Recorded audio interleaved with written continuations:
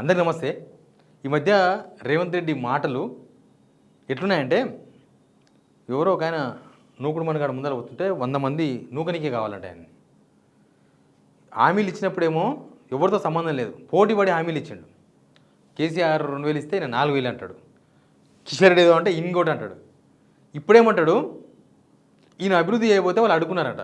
ఎవరు అభివృద్ధి చేయబోతే ఏం అడుగున్నారో అర్థం కాలేదు. తెలంగాణ ప్రజలందరూ క్వశ్చన్ ఇది. ఏం చేయబోతే అడుగున్నారు? అసలు ఈ 2.5 సంవత్సరాల్లో ఏం డెవలప్మెంట్ చేయబోతే అడుగున్నారు, ఫస్ట్ పాయింట్. రెండవది, ప్రతి ఒక్కటి ఇచ్చిన హామీలన్నీ ఈయన సొంతంగా ఏం అమలు చేసేటి లేవు, మొత్తం సెంట్రల్ చేయాలి అంటే చెప్పినప్పుడేమో ఈయననే చెప్పిండు, మొత్తం ఓట్లు వేయించుకున్నారు.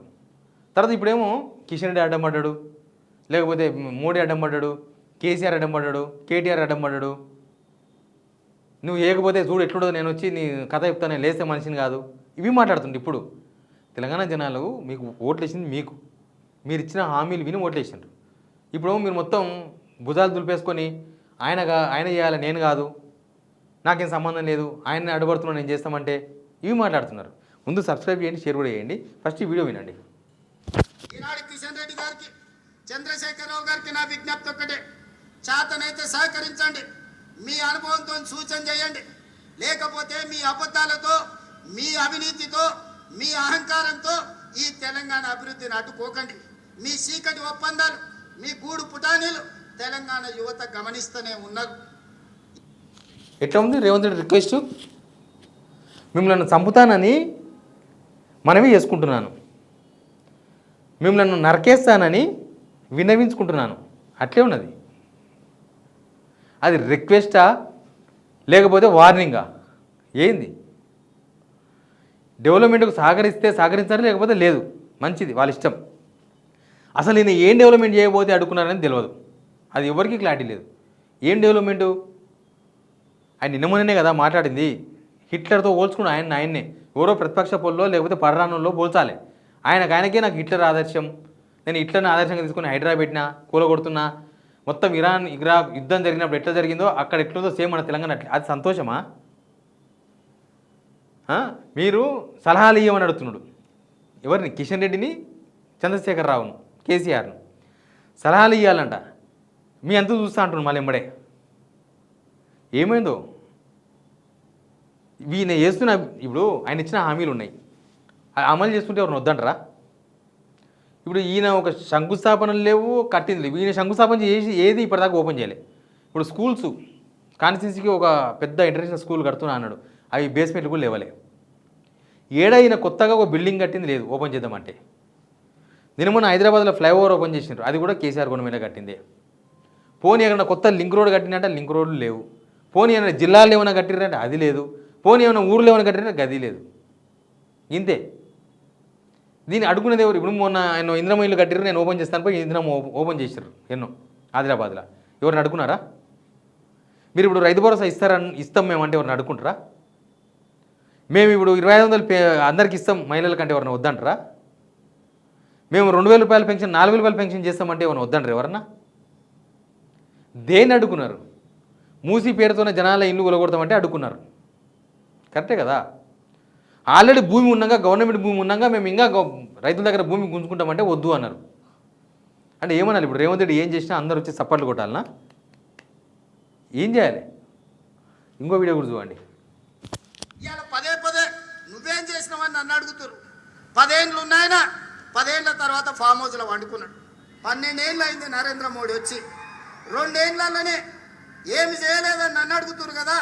అసెంబ్లీకి రాండి, 10 ఏళ్ళల్లో ఆయన ఏం చేసిండో, 12 ఏళ్ళలో మోడీ ఏం చేసిండో, 2 ఏళ్ళల్లో నేనేం చేసిండో నేను చర్చ పెడతా.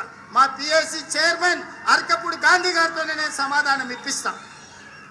2 ఏళ్ళలో ఏమేమి పనులు చేసిండో.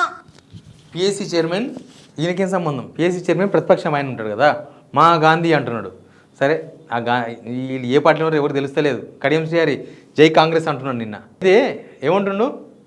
12 సంవత్సరాలు మోడీ ఏం చేసిండో ఈయన అడిగితే ఈయన కోపం వస్తుంది. నీవేం చేసినావని అడిగితే ఎందుకంటే నన్ను ఎందుకు అడుగుతారు? ఒక ఆయన 10 ఏళ్ళు పాలించిపోయి ఫామ్ హౌస్లో ఆయన ఫామ్ హౌస్లో వండుకొని నేనే వండుకొని ఆయనతో మాకేం పని ఉంది? నువ్వు ఇచ్చిన హామీలు నువ్వు అమలు చేయాలి. జనం ఎదురు చూస్తున్నారు, నేను ఎదురు చూస్తున్నా, అందరూ ఎదురు చూస్తున్నారు. తెలంగాణ డెవలప్మెంట్ ఒక దగ్గర వచ్చి ఆగింది, అది ముందుకు పోవాలి. తెలంగాణ డెవలప్మెంట్ కావాలని అందరూ కోరుకుంటున్నారు. నిరుద్యోగులకు ఉద్యోగాలు కావాలని కోరుకుంటున్నారు. ఇప్పుడు కేసీఆర్ ఉద్యోగాలు ఇచ్చేది ఉందా? ఆయన 10 సంవత్సరాలు ఏం చేసిండో తెలంగాణ ప్రజల మైండ్లో ఉంది. మోడీ ఏం చేస్తున్నాడో అది కూడా మైండ్లో ఉంది. మీరేం చేసినారో అది కూడా మైండ్లో ఉంది. మీరు ప్రతిదీ అసెంబ్లీ మాత్రమే పరిపాలన వేదిక కాదు. అసెంబ్లీలో చర్చిస్తేనే చర్చ కాదు.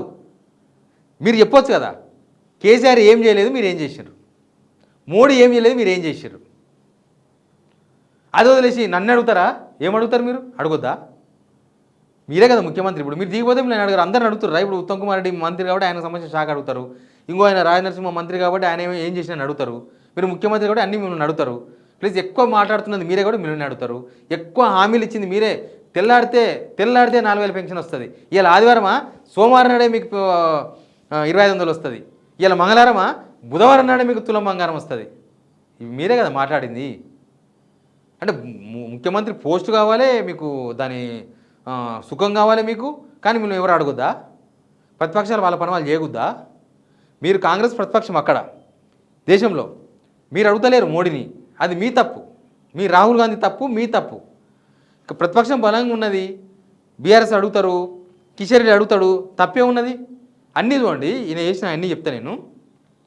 కేసీఆర్ను జైలు వేస్తా అన్నాడు, మొత్తం కక్కిపిస్తా అన్నాడు, మొత్తం కబ్జాలు చేసిన అన్నారు, 1,00,000 కోట్లు దోచుకున్నాడు అన్నాడు.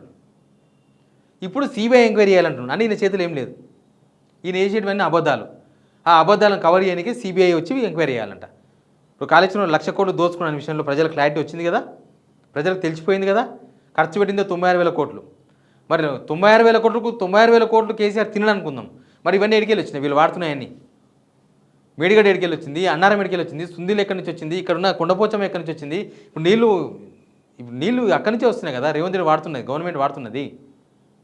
మరి 1,00,000 కోట్లు తిన్నాడంటే ఎవరు నమ్ముతాడు? నమ్ముతలేరు. పోనీ ఆయన భూములు ఏమైనా కబ్జాలు చేసిండు తిన్నాడంటే అవి తీసి బయట పెట్టే దమ్ము రేవంత్ రెడ్డి వాళ్ళకి లేదు. అవి తీసి బయట పెట్టాలి కదా, పెడితే కదా జనాలు నమ్మేది. ఎవరైనా సరే ఉత్త ఆరోపణలు, ప్రతిపక్షం ఉన్నప్పుడు ఎన్నైనా ఆరోపణలు చేయొచ్చు. మీరు ప్రతిపక్షం ఉన్నప్పుడు మస్తు ఆరోపణలు చేసిండ్రు. గవర్నమెంట్కి వచ్చిన తర్వాత కూడా మీరు అవే ఆరోపణలు చేయదు కదా. గవర్నమెంట్కి వచ్చిన తర్వాత ప్రూవ్ చేయాలి. మొత్తం డాక్యుమెంట్ మీ దగ్గరే ఉంటుంది, గవర్నమెంట్ కీ మీ దగ్గరనే ఉంటుంది, ఆఫీసర్లంతా మీ దగ్గరే ఉన్నారు. ఇప్పుడు సిబిఐ చేస్తలేదు అంటే సిబిఐ మీద దోషేసిండ్రు. సిబిఐ చేస్తలేదు కాబట్టి బీజేపీ బీఆర్ఎస్ ఒకటి.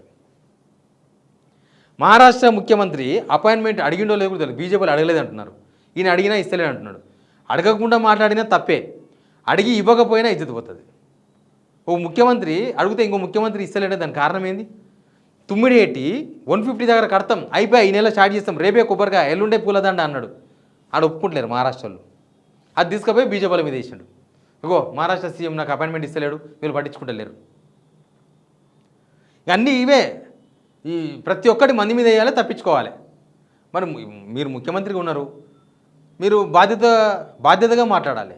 అన్నీ మంది మీద వేసి తప్పించుకుంటా అంటే ఎట్లా? అన్నీ ఎవరు అడుగున్నారు? దేనికి అడుగున్నారు? మీరు ఇప్పుడు 4th సిటీ అదేంది ఫ్యూచర్ సిటీ పెడతామని ఎవరు అడుగునరా? వాళ్ళు వచ్చినాక రద్దు చేస్తామన్నారు. ఇప్పుడేం అడుకుంటామంటలేరు కదా. మీరు మందిళ్ళు కూలగొడతామంటే అడుకుంటామన్నారు, కాలేజీలు కూలగొడతామంటే ఆగురు అన్నారు. మీరు ఇంకా మొత్తం ఏకం చేస్తాం, తెలంగాణ ఏకం చేస్తామంటే వద్దు అన్నారు. ఒడ్లు కొనకపోతే కొను అన్నారు, పైసలు ఇవ్వకపోతే ఇయ్యి అన్నారు, పెన్షనర్లకు రిటైర్డ్ ఎంప్లాయీస్కు జీతాలు ఇవ్వకపోతే వాళ్ళకు బెనిఫిట్స్ ఇవ్వకపోతే ఇయ్యి అన్నారు. ఎవరిని ఇవ్వండి, రెడీమేడ్ వాళ్ళకు బెనిఫిట్స్ ఇవ్వండి. ఎవరిని అడుకుంటారా? అడుకుంటే జనం చూసుకుంటారు. వాళ్ళకేం అవసరం అడుకోనికి? చేసేటివేమో చెయ్యరు. ఈయన చేతిలోనే చేయొచ్చు కదా. ఈయన చేతిలో ఉన్న పనులేమో ఒక్కడి చేయడు, కానీ దానికి ఆయన అడుక్కున్నాడు, ఇది ఈయన అడుక్కున్నాడు. చిన్నపిల్లల ఇవన్నీ వంకలు. చిన్నపిల్లలు చెప్తారు చూసినావా, స్కూల్కి ఎందుకు రాలేదంటే మా తాత జ్వరం వచ్చిందని.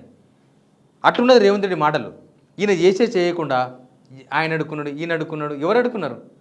ఫామ్ మీరు బుల్లోదర్ తీసుకుపోయి మీ అన్నిళ్ళు గులగొట్టండి. ఎవరు అడుకుంటారు? ఎవరన్నా పోయి అక్కడ ఫామ్ హౌస్లో ఎవరు వాళ్ళ గులగొట్టండి. ఎవరొద్దు అన్నారు. ఈయనకి చాద కాదు. మనకు జనాలు అర్థం చేసుకోవాల్సింది ఏంటంటే అన్ని మంది మీద దోషేసి నాదేం తప్పులేదని చెప్పుకునే ప్రయత్నం చేస్తున్నాడు. కానీ చేయాల్సింది రేవంత్ రెడ్డి. ఇచ్చింది హామీలు ఇచ్చింది ఆయననే.